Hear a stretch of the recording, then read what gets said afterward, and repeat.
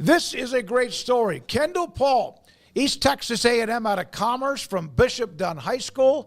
I saw this show over my timeline. I went, whoa, and then started doing a little bit of digging and found out Kendall Paul joins us now, in fact, on 365 Sports, thanks to Craig LeBlanc and him setting this up. Hey, Kendall, how you doing, young man? How you doing? I'm blessed. Blessed to have. I'm thankful you have me on here. Well, okay, this is a story that there's still many people that may not understand this. You really didn't get much attention out of Bishop Dunn, and you're kind of going about your business at A&M. East Texas A&M. So how did you, Craig and I have talked. I have talked to your agent. So how did you and Craig get connected together during the season last year? Okay, well, I say it happened towards the end of the season. I had about 5 more games. A friend of mine, well, my family member knew somebody that was connected to Craig, and they had really liked my film. So Craig, I guess one night he watched it. He watched my film on my huddle from the season just before those last 4 games, and he really liked it. So he called me. I think it was one night before it was a Friday night, and we had a game the next day. He called me. I was going to go to sleep, and he called me. And then he had called. When he called, he was just saying he really liked my film, and that he was the agent, and that he was that he really think I can like he believed in me. He was saying things that I really been saying for myself, and now just hearing it from another person, I was like, oh, like I had really liked it. So that's how we got connected. He told me he was on his way to go to the Oregon-Wisconsin game. Yeah. And his friend sent him the video. It's like a 5-minute highlight tape or whatever, just of you playing. And then it was almost midnight. I think his friend called him back. He goes, well, he never calls me twice. What are you doing? And he kind of went over. You need to look at this film.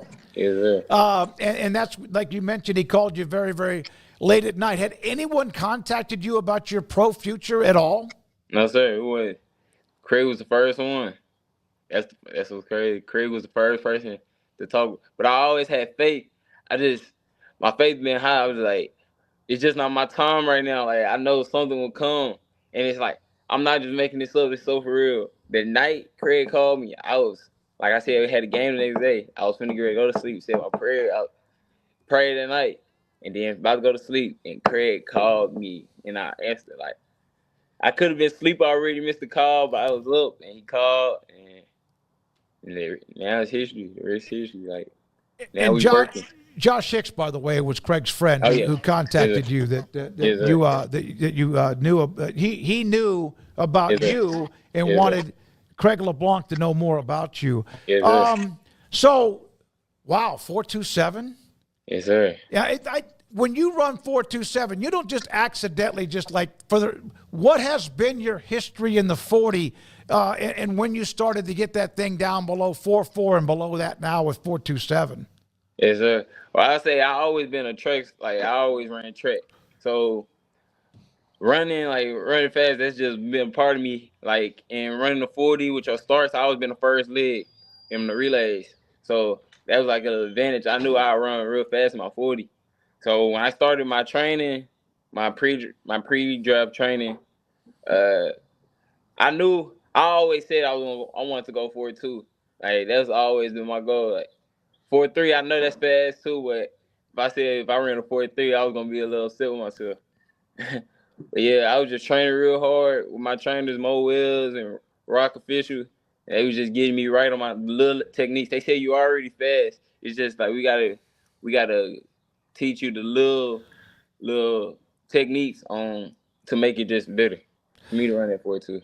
So just to make sure, was your pro day on your campus, or was it some? Okay, because sometimes there's alternate places that other schools go and have their pro day. So how many people were there, and then what was it like? The attention after you posted that time?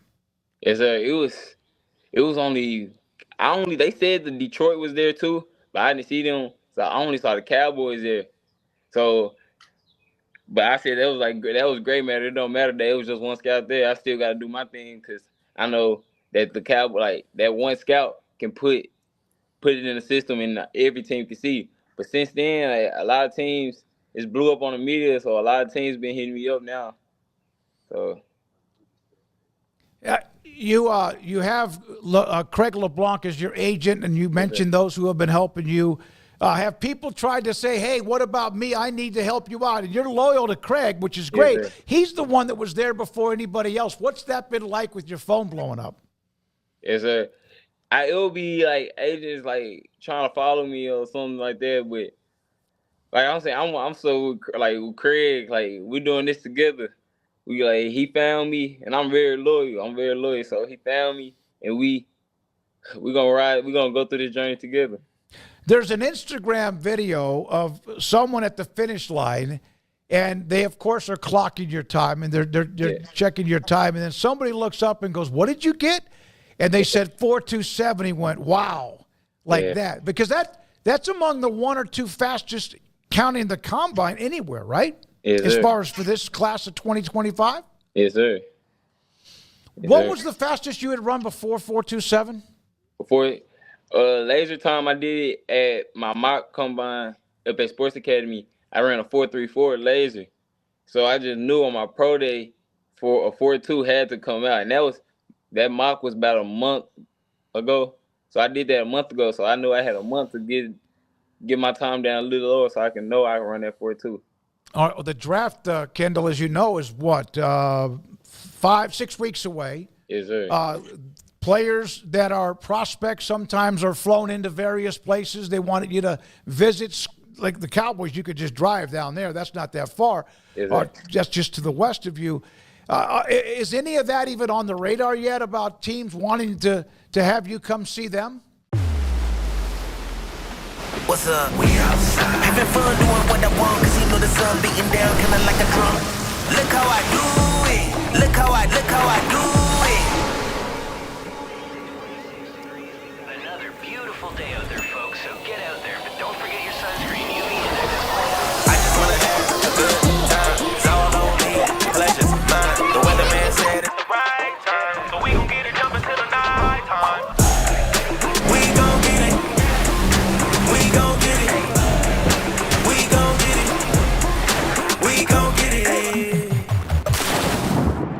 We outside. Yeah, I might just take a dive with it, feel alive with it, ride with it, cause I'm fly with it. Loud with the trouble, loud with the bass. No clouds in the way, smile on my face. Look how I do it. Look at me, look at me, look at me splash. Look at me, look at me, look at me splash. Look at me, look at me, look at me splash. Look at me, look at me splash. Yes, sir. I have talked to a couple teams. I have a private meeting with San Francisco 49ers next week.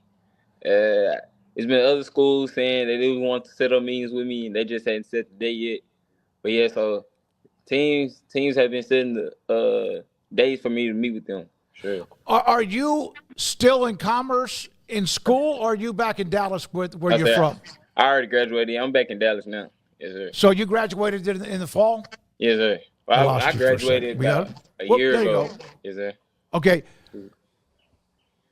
Okay, so Yes, sir. wow. So this has been a nice little wait for you then. Yes, sir. Good for Yes, you to sir. get that degree too. Good for you to get that degree. So being from Dallas at Bishop Dunn High School, is it automatic that you grew up a Cowboys fan, or was it somebody else? It wasn't automatic. I say my whole family Cowboy fans, going from my parents, my uncle, auntie, grandparents, everybody Cowboy fans. But I never grew up a Cowboy fan. I never grew up a Cowboy. I grew up being a Steelers fan, really, because my godfather, just going back when we was younger, all the Super Bowl parties was over there, and that's when the Cowboys, they had their little run where they was going to the Super Bowl, and I had really like. One of my favorite players was Troy Polamalu, so that's really what I really started liking the Steelers, and I just like how the coaching mindset is over there, like defense, like being aggressive. So that's why I really started liking the Steelers. Troy But I Polamalu, like the Cowboys too. Troy Polamalu, a Hall of Famer, a physical player. Yes, sir. You're a corner. Yes, sir. But I was told that you're very physical with the way you play, but you're not Yes, sir. like built like a safety or anyone like that. You're a corner. That's what you're going to play. Where Yes, did the physicality and the way you play come from? It came from just being when I was younger. My dad being my first coach, he told me, he said, "You're never gonna be the biggest.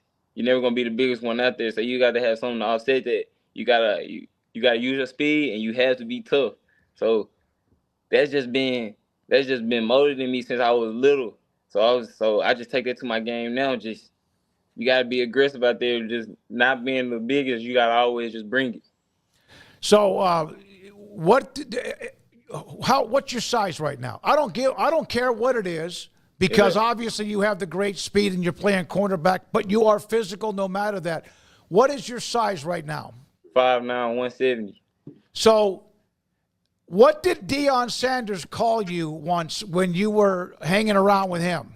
Yes, sir. He called me Little Daryl Green. Little Darrell Green. Yes, sir. He could fly, man.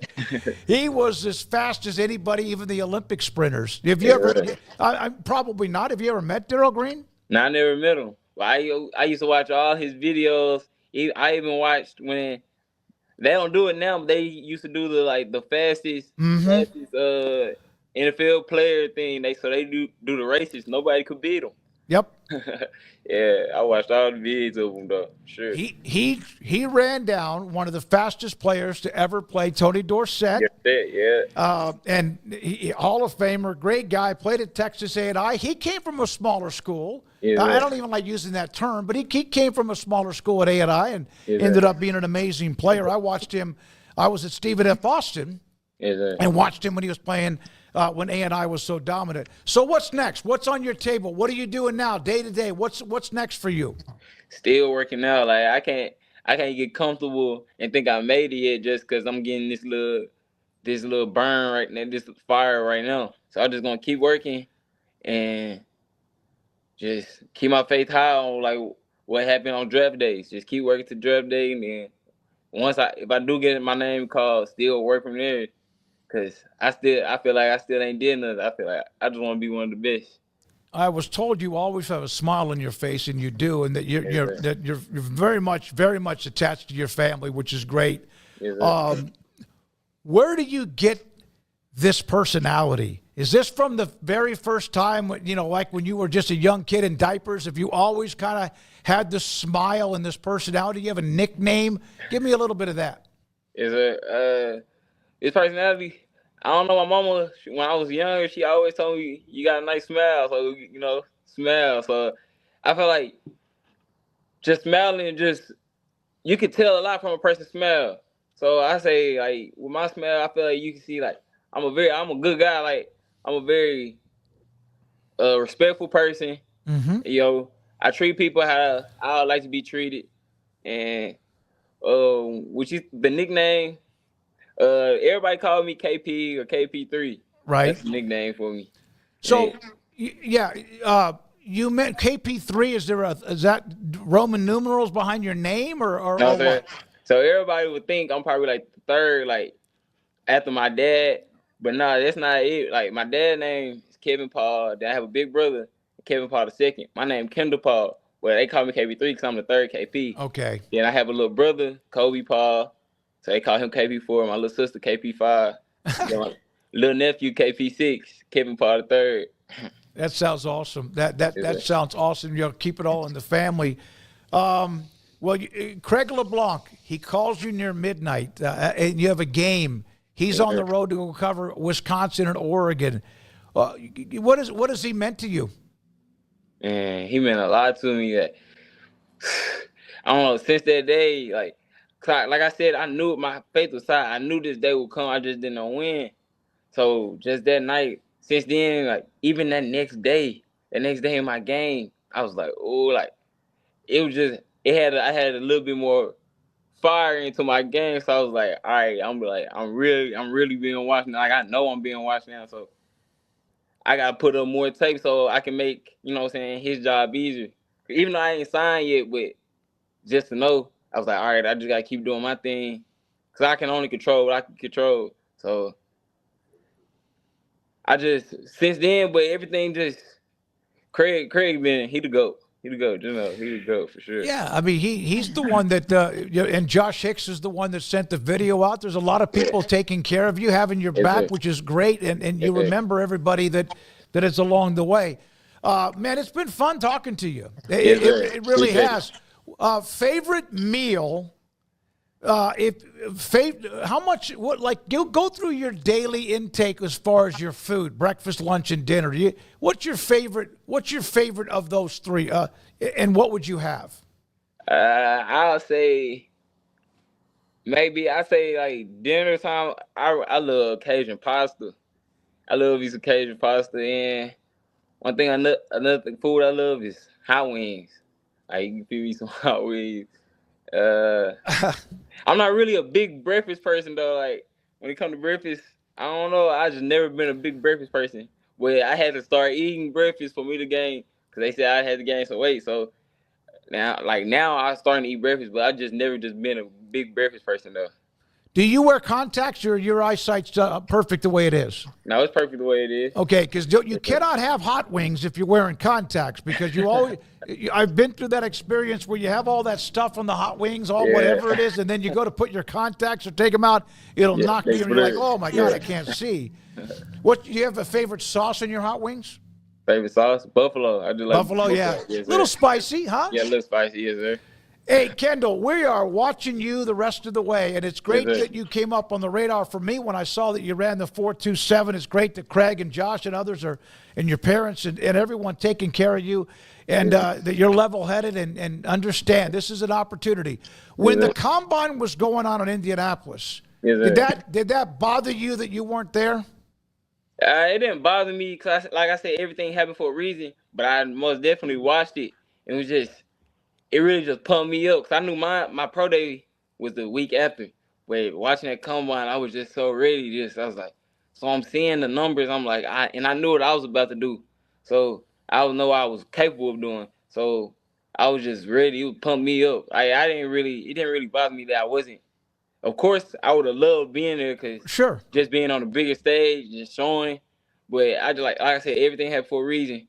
And the fact that I ran the 4.27, now everybody's seeing this, it's still like, I still feel like the people seeing my 4.27. Yeah, it's there. It's locked in. It's there forever. Thank you for your time, Kendall. We appreciate Craig LeBlanc and others as well. Appreciate it. Enjoy your day and enjoy all the attention. Stay humble, of course, and we'll talk to you again soon.